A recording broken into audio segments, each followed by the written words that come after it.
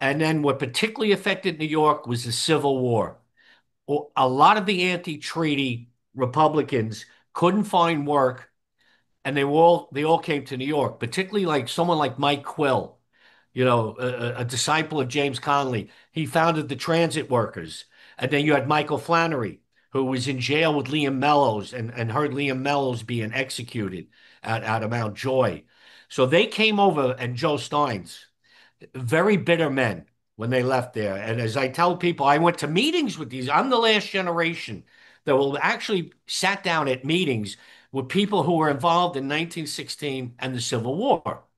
And their hatred of the Free State government, as I said in the Irish Times, Free State quickly followed by bastards. Now, they understood the British, colonial power, Ireland, 800 years, but it was the Free State that they had a particular hatred for.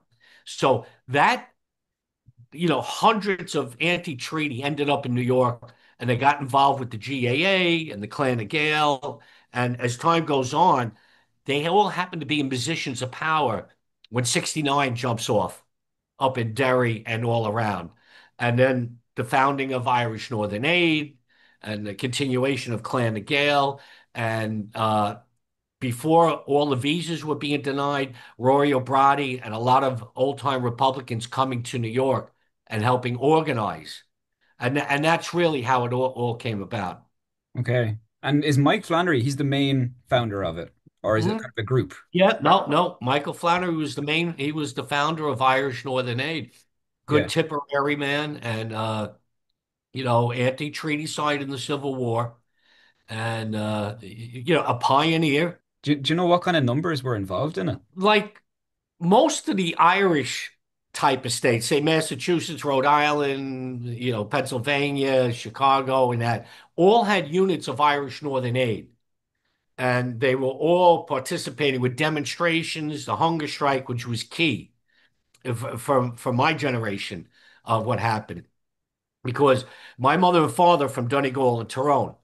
And, people would ask me, where'd you get your politics? So I've been going there since I was a kid, right? Now, Pettigo, my mother's born and reared outside it, is one street by one street.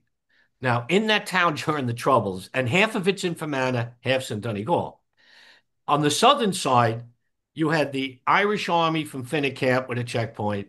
You had the Garda, there was 26 Gardas stationed there, and you had the customs post. So you go through that, you cross over the border, and there's an RUC checkpoint, a UDR checkpoint, and before you get to Enniskillen, you got a British checkpoint. It was so militarized, and then all the roads were all bombed out, and these big spikes, iron spikes. So they funneled everyone into Pettigo that you had to go through the checkpoints. You couldn't take what was known as unapproved roads. Okay. So just going through that, like that tells you that there's something terribly wrong with this border. It was so militarized. How was money raised by NORAID? How they do it? What kind of fundraising events and Well, pretty straightforward stuff. I mean, originally in the 70s, they used to get a car and raffle off a car up at Gaelic Park. Like they had these huge raffles within Irish Northern Aid. And the tickets were sent out to all the units all around the country.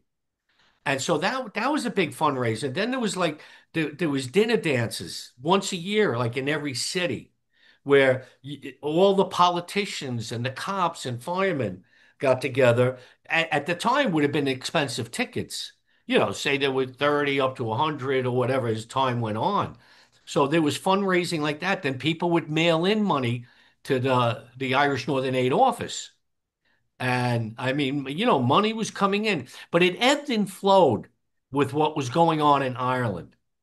Like there would have been huge gaps where there wouldn't have been as much money. But then when the hunger strike hit, and Bobby Sands died, and he was a member of Parliament, and what happened with Thatcher, letting him die, that changed everything. And then there was a ton of money, but always fundraising. And the other fundraising we had is uh, the IRA prisoners in Long and Port had crafts that they would send out harps, wallets, uh, all different types of crafts that they made. They were sent out to their families and then sent over to the States where we used them as raffle.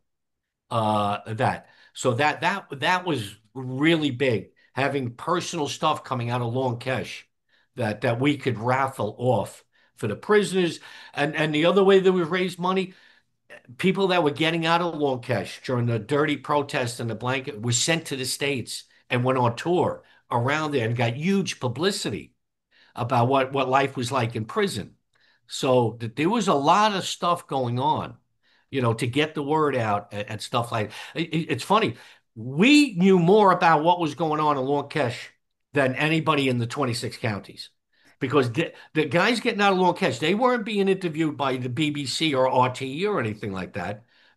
They were shunned. You had Section 31, where you couldn't get anybody from Sinn Féin or somebody with a Republican point of view on to the 26 county TV. And up north, it was just outright banned. Sinn Féin was banned from the BBC. Right. So you were getting more information, more live information, I suppose. Yeah, I do a radio show. I've been doing it for 40 years on WBAI.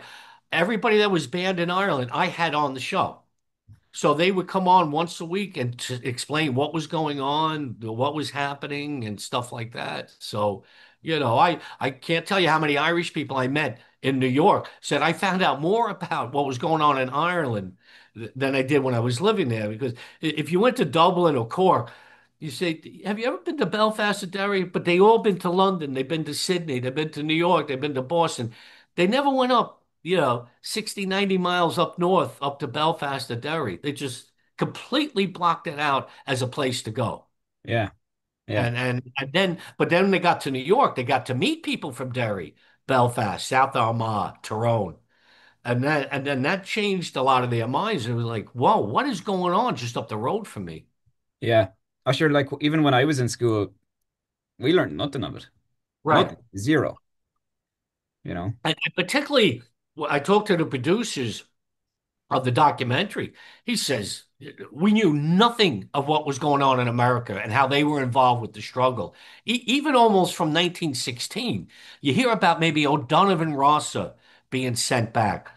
But the fundraising that was going on in 1916 and Eamon de Valera staying at the Waldorf Astoria and the tours that they had with the Irish immigrant community throughout the whole country, it was huge fundraising. So the basis of us fundraising in our generation was always there. And it had always been there for, a couple of 100 years. Mm. Yeah, sure. Even like John Devoy and Clonagale and all them lads sending money back to Ireland. Like I Yeah, learned nothing yeah, of that in school. I just learned that myself through books. You know what I mean?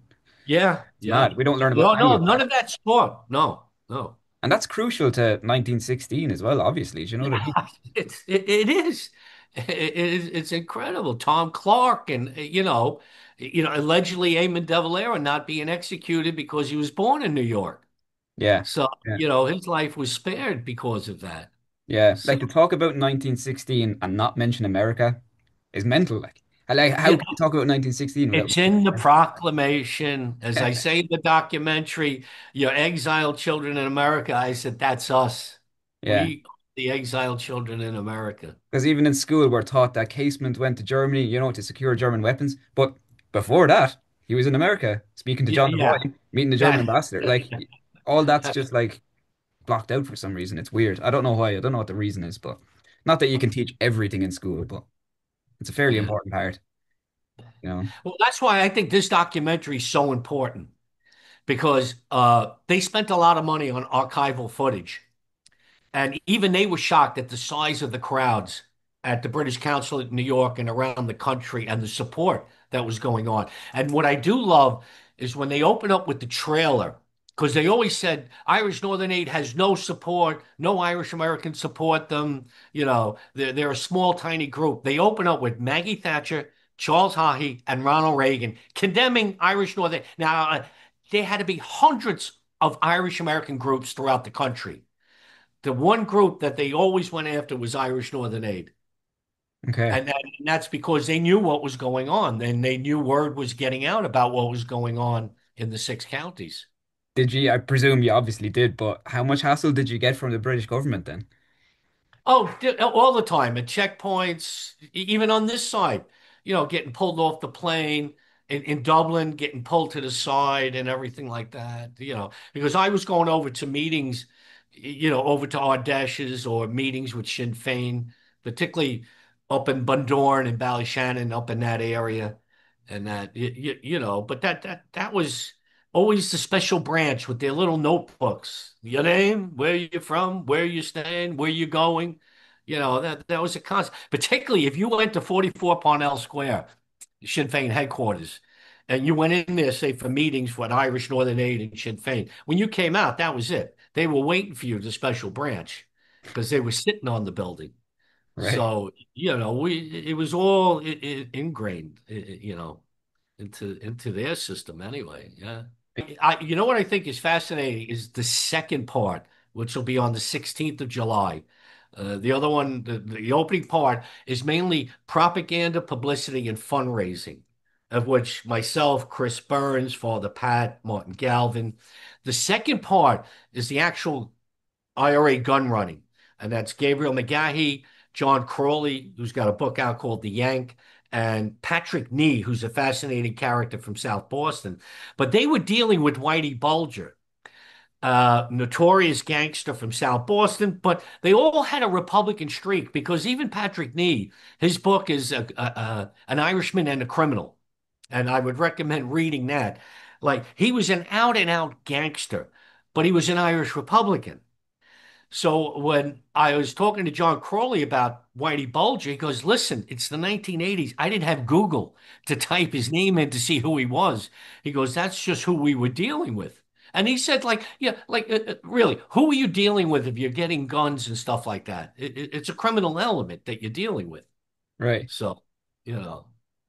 That's nuts. How involved were NORAID with the gun running and all that?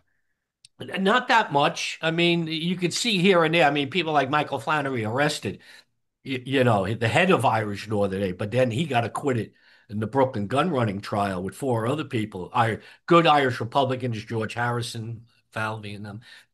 And then he got elected to the Grand Marshal at Fifth Avenue after he got acquitted, even though he admitted to buying the guns. George Harrison was accused of sending weapons to Ireland for like a year and a half, and he got up and objected. He said, "That's wrong." He said, "What? What's wrong?" He goes, "I've been shipping guns for 30 years to Ireland, not a year and a half." So, I mean, this is the crazy. So when and it's going to be in the documentary when they were acquitted because they drew in a CIA connection, and then there was an actual CIA connection. That night, there was a big ballroom called the Tower View Ballroom right at 61st Street and Roosevelt Avenue. That's where we had all the dinner dances, the Wolf Tones played there, and everything like that. So the reception of all the guys that got acquitted are up on stage, and who else is up on the stage but some of the jury? And they're all cheering and raising their fists and stuff like that. So you had members of the jury were at the reception for the guys that got acquitted. No way. So I mean, it was unbelievable. It was surreal. And then like St. Patrick's Day, was that probably a big fundraiser for you as well, I'm sure, right? No, not as much as you think. I mean, it was very hard. I got thrown out of the parade in 1981, right? So Bobby Sands starts his hunger strike on March 1st of 1981. So now we have the parade on March 17th. So we in Northern Aid had signs, support Bobby Sands and the hunger strikers. We were pulled out of the parade and banned from going into the parade because we were making it political. And here's the irony of it now. County Antrim marches up Fifth Avenue. Who's on their banner? Bobby Sands. Did the Irish government actively actually try and suppress ye, NORAID? Oh, yeah, yeah, yeah, all the time. Oh, my God. They would issue statements all the time condemning it. Their St. Patrick's Day statement would always have something about, no right-thinking Irish Americans would ever support this group and stuff like that. And yeah, Why that was. for supporting the IRA? That's why they came after you? Well, of course, they're going to link your fellow traveler. Like if you said like Irish Northern Aid set up to support the families of IRA prisoners, Irish government's not going to say that. They're going to say directly connected to the IRA. They're the ones causing problem on our tiny island, and we were part of the problem. So ironically, the Irish government were after you, and so was the British government. Yeah, yeah. Oh, Make that yeah. make sense. It was no, that's the one thing they could agree on, the British and Irish, is condemn Irish Northern aid.